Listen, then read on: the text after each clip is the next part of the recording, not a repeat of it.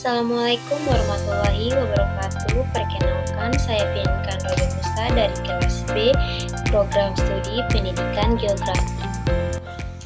Baik, di sini saya akan menjelaskan materi tentang tsunami.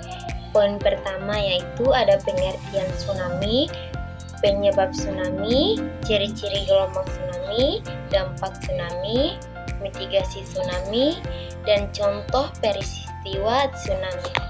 Poin pertama yaitu pengertian tsunami. Tsunami berasal dari bahasa Jepang yaitu tsu atau pelabuhan, sedangkan nami adalah gelombang. Tsunami adalah serangkaian gelombang laut raksasa yang timbul akibat perpindahan tiba-tiba massa air laut dalam skala besar.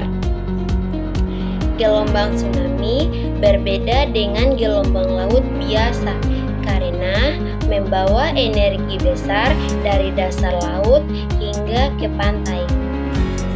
Poin kedua yaitu penyebab tsunami.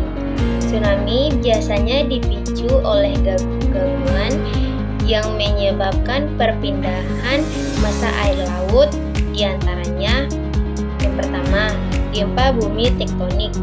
Penyebab utama terjadi karena pergeseran lempeng di dasar laut yang menimbulkan patahan atau dorongan tiba-tiba.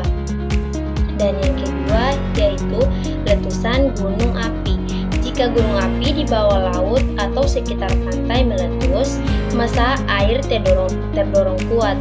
Contoh tsunami Krakatau tahun 1883. Yang ketiga yaitu longsor bawah laut.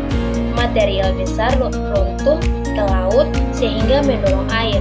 Yang keempat ada benturan meteorit.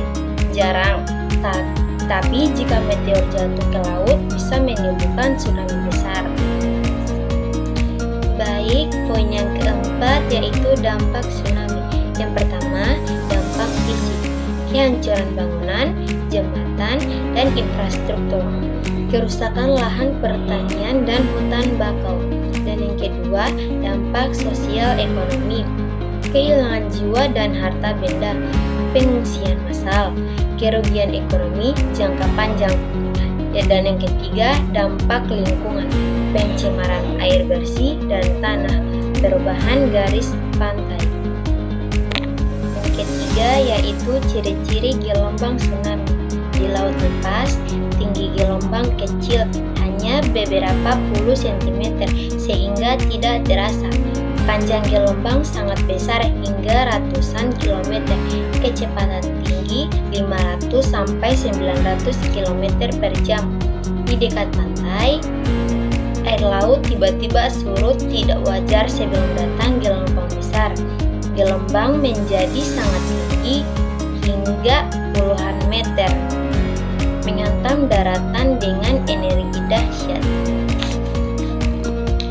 Yang kelima, mitigasi tsunami.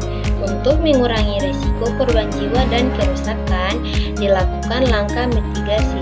Yang pertama, mitigasi struktural, pembangunan tanggul laut atau seawal, menanam hutan mangrove, membuat jalur evakuasi.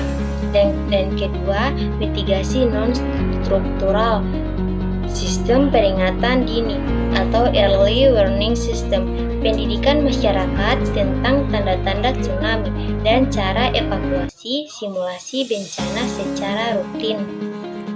Baik, poin terakhir yaitu contoh peristiwa tsunami besar.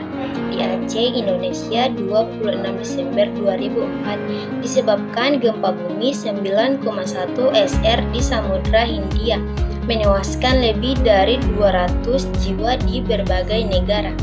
Krakatau, Indonesia tahun 1883, meletusnya Gunung Krakatau menimbulkan tsunami setinggi 40 meter.